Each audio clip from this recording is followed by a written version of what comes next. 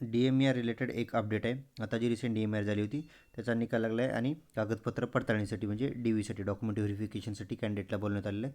2 February ते 16 February दरम्यान हे DV होणार आहे आणि त्याच्या रिलेटेड मार्गदर्शक सूचना पण आल्या आहेत. आता कोणत्या कोणत्या कॅडरसाठी कधी होणार आहे ते मी सर्व तुम्हाला दाखवतो. बघा तुम्ही DMERच्या साईटवर कॉट 25मध्ये जर चेक केलं तर तुम्हाला हे दोन्ही PDF मिळून जातील. डॉक्युमेंट व्हेरिफिकेशनचं शेड्यूल पण मिळून जाईल. इथे PDFवर क्लिक केलं तर डाउनलोड करू शकता आणि त्याचे जनरल इन्स्ट्रक्शन पण दिलेले आहेत ते पण इथे डाउनलोडवर केले तर क्लिक होऊन जाईल. मी तुम्हाला दोन्ही दाखवतो. हे बघा हे शेड्यूल आहे. 27 तारखेचं लेटर आहे. तर ह्याच्यामध्ये त्यांनी सांगितले की वैद्यकीय शिक्षण रेल्वेच्या अंतर्गत जे गट क तांत्रिक अतांत्रिक रिक्त पदासाठी जी सरळ सेवा भरती झाली होती TCS कंपनीकडून घेण्यात आली होती. तर ह्या कंपनीत मार्फत घेण्यात आलेली परीक्षा इथं डेट दिले आहेत 18/9/2025 ते 24/9/2025. त्याच्यानंतर 13/10/25 ते 15/10/25.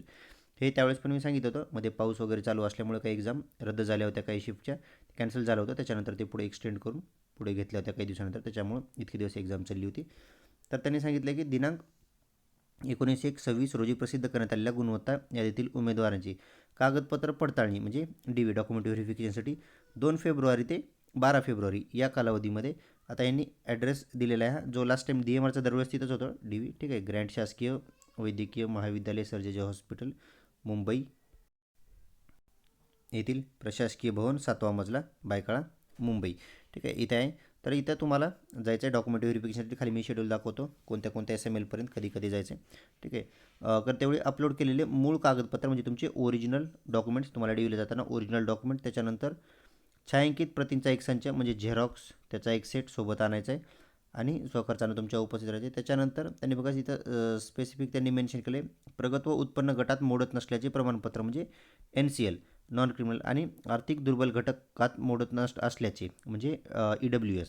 ठीक आहे. हे 2 सर्टिफिकेट प्रमाणपत्र सादर करण्याची अंतिम तारीख ही 2 फेब्रुवारी 2026 ही ग्राह्य धरण्यात येईल. याची उमेदवारी नोंद घ्यावी. म्हणजे याच्या व्यतिरिक्त त्याच्यानंतर वगैरे दाखल केलेले सर्टिफिकेट ते ॲक्सेप्ट करणार नाहीत. त्याच्यानंतर सोबत पर्यायी कागदपत्र पडताळणीचे वेळापत्रक खाली पत्रक आहे.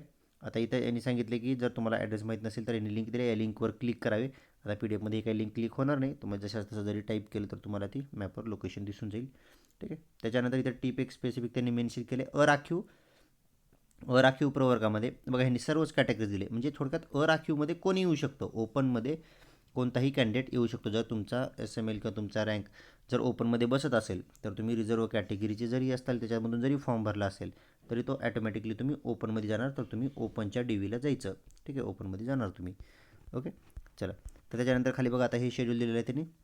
ग्रंथपालचं बघा 2 तारखेपासून चालू झालेलं आहे ग्रंथपाल. आता ह्यांनी कॅटेगरी वाईज दिले बघा. इमामध्ये सर्वसाधारण जे जनरलचे होते त्यांनी 1 ते 4 हे SML. आता प्रत्येक शिफ्टचे प्रत्येक कॅडरचे कॉमन मेरिट लिस्ट आलेले आहे. त्याच्यामध्ये तुमचा नंबर बघायचा SML नंबर किती आहे तर त्याप्रमाणे जायचं. ज्याचं 1 ते 10 1 ते 38 बचं त्याच्यानंतर SCBCचं सर्वसाधारणचं 1 ते 27 महिलाचं 1 ते 125पर्यंत बोललेले आहेत. ठीक आहे. आता हे सर्व तुम्ही बघू शकता. सहाय्यक ग्रंथपाल. ठीक आहे. ग्रंथपाल सहाय्यक ग्रंथसूचिकार त्याच्यानंतर ग्रंथसूचिकार आहारतज्ञ.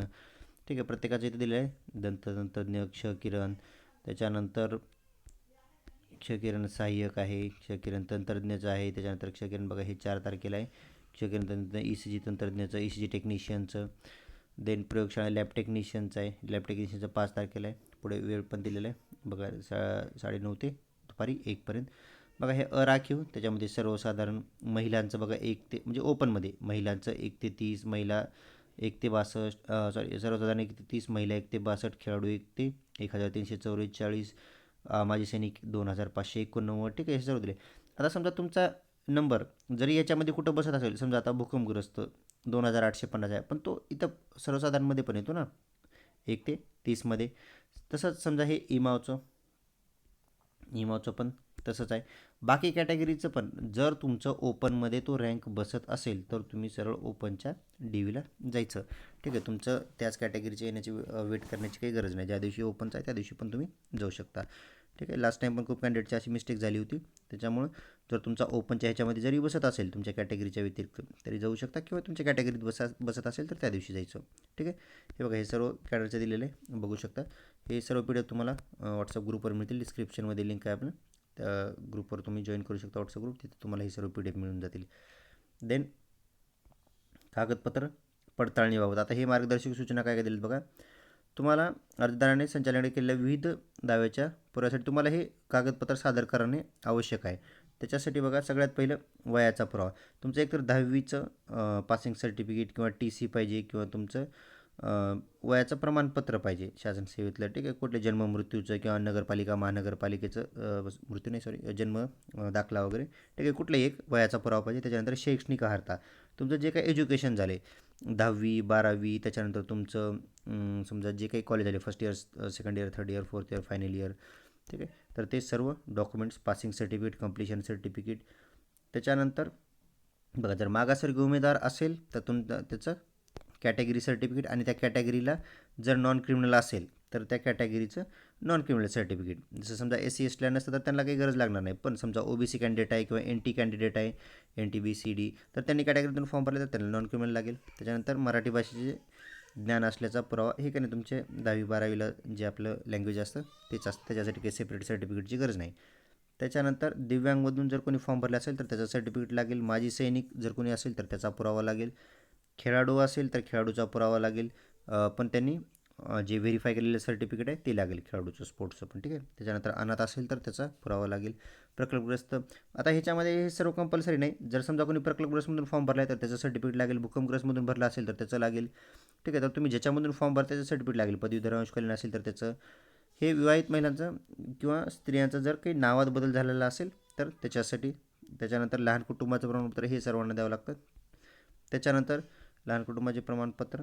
देन डॉक्युमेंट्स कसे लावायचे त्यांनी इथं सिक्वेन्स दिला. या सिक्वेन्सप्रमाणे 10वी 12वी ID प्रूफ फर्स्ट सेकंड, त्याच्यानंतर graduation degree domicile caste non criminal, ठीक आहे. ह्यांनी डॉक्युमेंट्स कोणत्या सिक्वेन्सनं लावायचे ते दिले. नॉन क्रिमिनल, त्याच्यानंतर हॉरिझॉन्टल रिझर्वेशन असेल तर त्याचे हॉरिझॉन्टल रिझर्वेशन म्हणजे समजा स्पोर्ट पर्सन असेल, प्रोजेक्ट अफेक्टेड असेल, अर्थक्वेक असेल, असं काही जर असेल तर ते हॉरिझॉन्टल रिझर्वेशन त्याला ते वालं. त्याच्यानंतर मागासवर्गीय उमेदवारांसाठी विशेष सूचना. आता याच्यामध्ये बघा हे मी एकदम स्टार्टिंगलाच तुम्हाला सांगितलं होतं तेच त्यांनी सांगितले की जर तुम्ही कॅटेगरीतून जरी फॉर्म भरला असेल, बघा ते क्लिअरली मेन्शन केले, जर तुम्ही सामाजिक किंवा समांतर आरक्षण जरी असेल तुमचं, पण गुणवत्तेनुसार तुमचं अराखीव प्रवर्गातून जर तुमचं सिलेक्शन झालं आणि तुम्हाला पडताळणी करता बोलवण्यात आलेलं आहे तर त्यानं केवळ एकदाच कागदपत्र पडताळणीसाठी ती उपस्थित राहावं. त्याला परत तुमच्या कॅटेगरीच्या वेळेस म्हणजे सामाजिक किंवा समांतर आरक्षणाचा ज्या दिवशी DV आहे त्या दिवशी पडताळणीसाठी उपस्थित राहण्याची गरज नाही, ठीक आहे. आता एक एक्झाम्पल की बघा, आता तुम्हाला प्रॅक्टिकलवरच घेऊन दाखवतो. आता आपण जे शेड्यूल बघितलं आता बघा याच्यामध्ये बघा एक एक्झाम्पल घेऊ. आता कोणतंही घ्या. याच्यामध्ये हे बघा विजा मध्ये जर एखादा कॅन्डिडेट आहे ज्याचा त्यांनी 1 ते 84 कॅन्डिडेट बोलवलेले आहेत, ठीक आहे. पण मला त्यांनी जर ओपनचेच जर कॅन्डिडेट, आता 83 नंबरचा कॅन्डिडेट 83 नाही समजा 15 नंबरचा कॅन्डिडेट, ठीक आहे.